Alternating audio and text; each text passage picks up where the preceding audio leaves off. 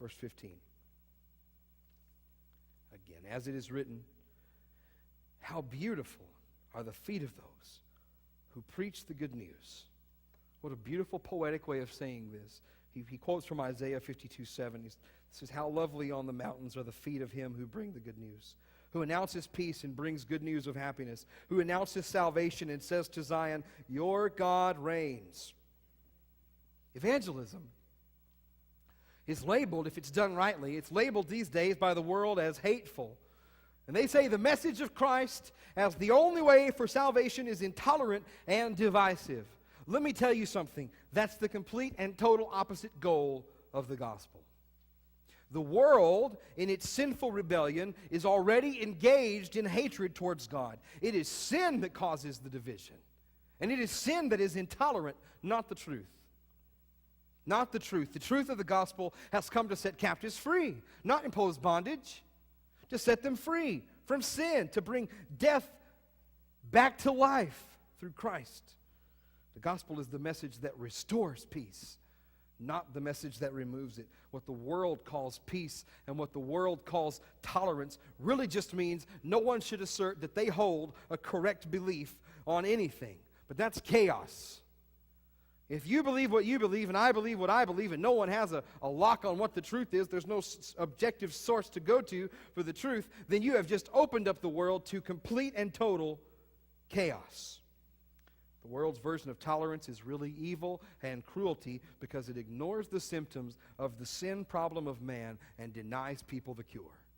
It is the doctor who refuses to care for a sick patient.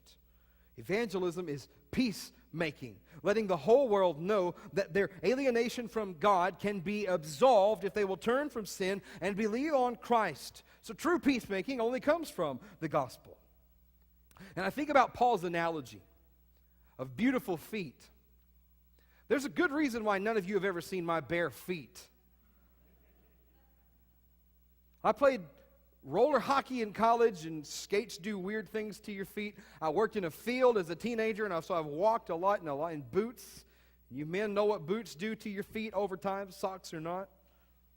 In general, feet are not a very pretty feature on a person, particularly your pastor's feet. But here, the Bible says feet are beautiful. The feet of particularly those who bring the gospel.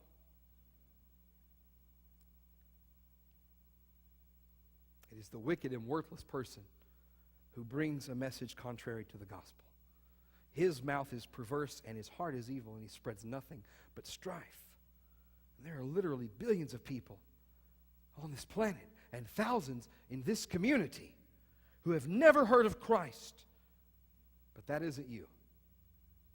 You are not among them.